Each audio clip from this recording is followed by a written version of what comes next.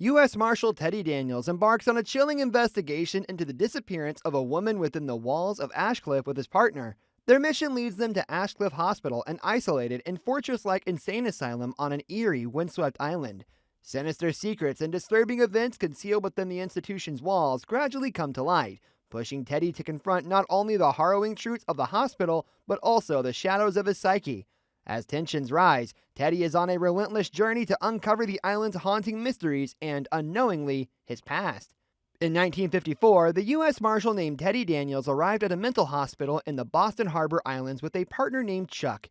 Teddy believes they have been sent to the psychiatric hospital named Ashecliffe to investigate the disappearance of a patient.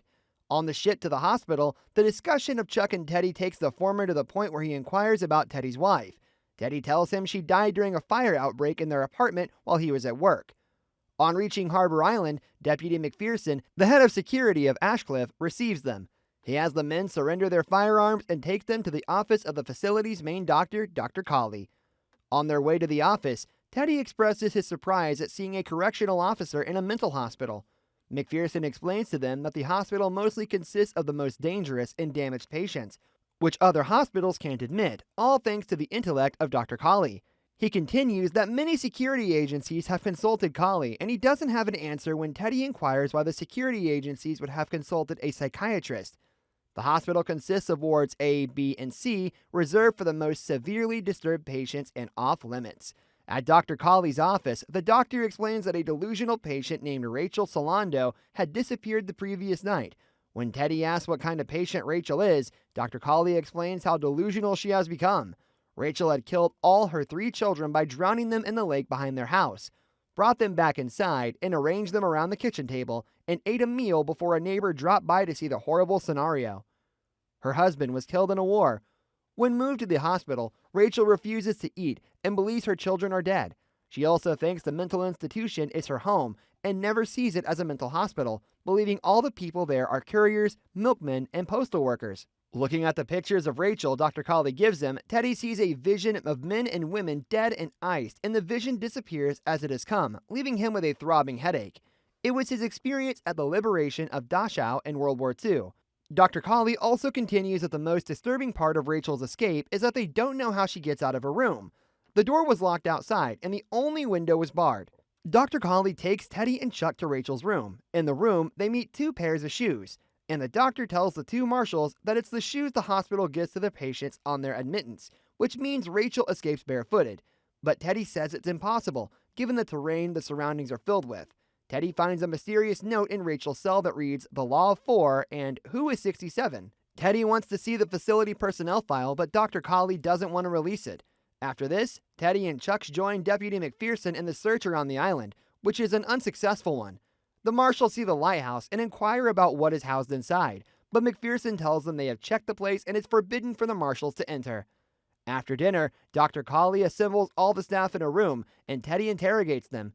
During the interrogation, Teddy finds out something suspicious. He learns that Rachel's private doctor, Dr. Sheehan, has been sent away on vacation. His suspicion grows when he meets Colley's associate, a German man named Dr. Nehring, who also refuses to release the hospital personnel file, citing the Board of Overseers' refusal as the reason. Consumed with anger over their refusal, Teddy told them he would end the investigation, file reports, and leave the island the next morning. While sleeping at night, Teddy dreams that his dead wife, Dolores, tells him that Rachel is still here. She also tells him that a man named Ladis is also in the mental hospital. The next morning, with Dr. Colley's approval, Teddy arranges a meeting with the patients in Rachel's group therapy session as he is suspicious that Rachel got help escaping. The first patient they interrogated is a psychopath who wants justice for Rachel's kids, but doesn't want to be punished for the nurse he deformed her face. Another one only repeats the same thing Dr. Colley said about Rachel, and when she asks for water from Chuck to divert their attention, she quickly scribbles some words on Teddy's jotter. When Teddy asks her about Ladis, she becomes scared and runs away. Marooned in a shelter during a storm, Teddy tells Chuck what the second patient wrote. She warns them to run away. Teddy also tells him that the arsonist who killed his wife, Andrew Ladis, should be at Ashecliffe, as he turns out to be a serial killer. He has been admitted to the hospital but is seemingly missing, but that's not why he comes to Ashecliffe. Teddy reveals to Chuck that his reason for coming to Ashecliffe isn't to find the escaped Rachel, but to reveal the dark secret of the hospital. He continues that he interviewed a former Ashecliffe patient named George Noyce, who told him that Ashecliffe was conducting illicit experiments on political subversives. George Noyce is a nice college kid and a socialist who gets offered some money to do a psych study. After that, he starts seeing dragons everywhere. Noyce almost beat his professor to death. He ends up in Ashecliffe, Ward C, and is released after 1 year. 2 weeks on the mainland, he stabs 3 men to death. His lawyer pleads insanity, but Noyce stands up and begs the judge for the electric chair. Anywhere but a mental hospital. The judge gives him life imprisonment in the Dedham prison. So he sees the escaped Rachel as a chance for him to enter Ashecliffe and discover their secret. However, Chuck doesn't see it that way. Chuck worries that they've been lured to the island and are being set up by Colley and other Ashecliffe employees. Deputy McPherson rescues both Chuck and Teddy. After changing into dried clothes, they join Dr. Colley in the room where he is, discussing the hospital's fate at the hands of the hurricane with the Board of Overseers member. During their conversation, they mention the number of patients in each ward, so Teddy learns that Ashecliffe has 66 patients, believing Andrew Ladis to be the 67th. Teddy confronts Dr. Colley and inquires about the whereabouts of Ladis, but the doctor tells him there is no patient with that name. Before he exhibits anger, Dr. Colley informs Teddy that Rachel has been found alive around the lighthouse. They go to her room, and Teddy interviews her but fails to understand a seemingly delusional story she tells him about swimming in the lake. Rachel turns emotional and hugs Teddy, calling him Jim, her dead husband. But suddenly, she becomes violent towards her, claiming that Jim is dead. So who is he? Later that night, Teddy suffers a migraine and dreams of Rachel, 3 dead children, a scarred man he believes to be Andrew Ladis, and Dolores, who tells him to find Ladis. In the morning, Teddy searches for Ladis with Chuck in Ward C. Teddy attacks one patient, and Chuck, with the guard nearby, takes the patient to the infirmary. Now alone, Teddy hears a voice and starts following it until he finds a badly scarred George Noyce, who accuses Teddy of being the reason he's brought in again. Noyce informs Teddy that his investigation is fake, as they know it, and advises him to let go of Dolores. He warns him that everybody on the island, including Chuck, is playing an elaborate game designed for Teddy. He reveals that Ladis is held within the lighthouse, where lobotomies are carried out. Chuck joins Teddy as he runs out of Ward C, and both head to the cliff towards the lighthouse.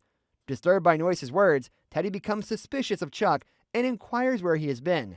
Chuck reveals that he had checked the patient records and found Ladis's intake form, evidence of being on the premises. But what's weird about his record is that it's blank, with no photograph or incident report, except for the intake form. However, to the surprise of Chuck, Teddy tells him to keep it for the moment. Both climb the cliff, but when Chuck notices how dangerous it is for them to continue towards the lighthouse, he warns Teddy to deviate from going any further. But he refuses to answer him, and he decides to go alone. Teddy, however, also notices that the tide is up, making it difficult for him to cross over to the lighthouse. He returns to the top of the cliff, only to meet the absence of Chuck and later see what he believes to be Chuck's body on the rock below. By the time he climbs down, the body has disappeared, but he finds a cave where he discovers a woman hiding who claims to be the real Rachel Solando. She claims that she is a former psychiatrist at the hospital who discovered the doctor's experiments with psychotropic medication and transorbital lobotomies in an attempt to develop mind control techniques. Before reporting her findings to the authorities, she was forcibly admitted to Ashecliffe as a patient. The woman tells Teddy that Ashecliffe has likely been poisoning his food with psychotropic drugs, causing his migraines and dreams, and has been conducting brainwashing experiments on patients just like Nazis did on prisoners in concentration camps. The following morning, Teddy returns to the main road and is brought back to Ashecliffe by Deputy McPherson. Colley scolds him for doubting their method and reveals that Chuck is not real. Later, a panicked Teddy attempts to make his way to the ferry but is stopped by Nayring. Fueled by distress, Teddy attacks and sedates Nayring in response to his mention of him being a monster suffering from a wound. Taking control of one of the facility's vehicles, Teddy initially intends to head to the lighthouse, but decides to rescue Chuck instead. He sets the car on fire as a diversion. Despite the objections of Dolores' ghost, whom he symbolically leaves behind, Teddy opts for the lighthouse route. Upon reaching the lighthouse, Teddy encounters Colley, who has been waiting for him. Colley reveals that Teddy is Andrew Ladis, the 67th patient of Ashecliffe and their most dangerous patient, admitted 2 years ago for murdering his manic-depressive wife, Dolores, after she drowned their children. Colley discloses that Edward Daniels and Rachel Solando are anagrams of Andrew Ladis and Dolores Chanel, so the law of 4 written on the note found by Teddy harks back to the anagrams of the name, as there are 4 names involved, while 67 refers to Andrew himself, who is the 67th patient in Ward C, and the little girl from Ladis' recurring dream is his daughter, Rachel. Colley continues that Andrew attacked Noyce 2 weeks earlier for calling him Ladis, whereas Teddy thinks Colley has beaten Noyce up. According to Colley, the events of the past several days have been designed to cure Andrew's conspiracy-laden insanity by allowing him to play the role of Teddy Daniels. Colley reveals that Teddy's experience at Dachau led him to become a heavy drinker who did not support his mentally ill wife after she burned down their apartment. Instead, he moved the family to the lake house where she tragically killed their children. The hospital staff were part of the plan, including Leston Sheehan posing as Chuck and a nurse posing as Rachel Solando. Andrew's migraines were a withdrawal method from his medication, as were his hallucinations of the real Rachel Solando. Overwhelmed, Andrew fainted. He awakens in the hospital under the watch of Colley, Sheehan, the warden, and the nurse who played Rachel Solando. When questioned, he coherently tells the truth and admits that he is Andrew, satisfying the doctors. Colley notes that they achieved this stage 9 months ago, but Andrew regressed. He warns that this will be Andrew's last chance, otherwise they will have him lobotomized. Sometime later, Andrew relaxes on the hospital grounds with Sheehan, but calls him Chuck again, saying they must leave the island. Sheehan shakes his head to Colley, to which Colley says something inaudible to the warden and then neighing and turns away. The warden gestures to the orderlies and Andrew is taken away to be lobotomized. Before leaving peacefully, Andrew asks Sheehan if it would be worse to live as a monster or to die as a good man. A stunned Sheehan calls Andrew Teddy, but the latter does not respond to the name. The camera pans to the lighthouse, where Andrew is prepared to be lobotomized. If you enjoyed the video, make sure you smash that like button, leave a comment, subscribe, and turn on notifications to help the channel. Thank you for watching, and see you in the next video.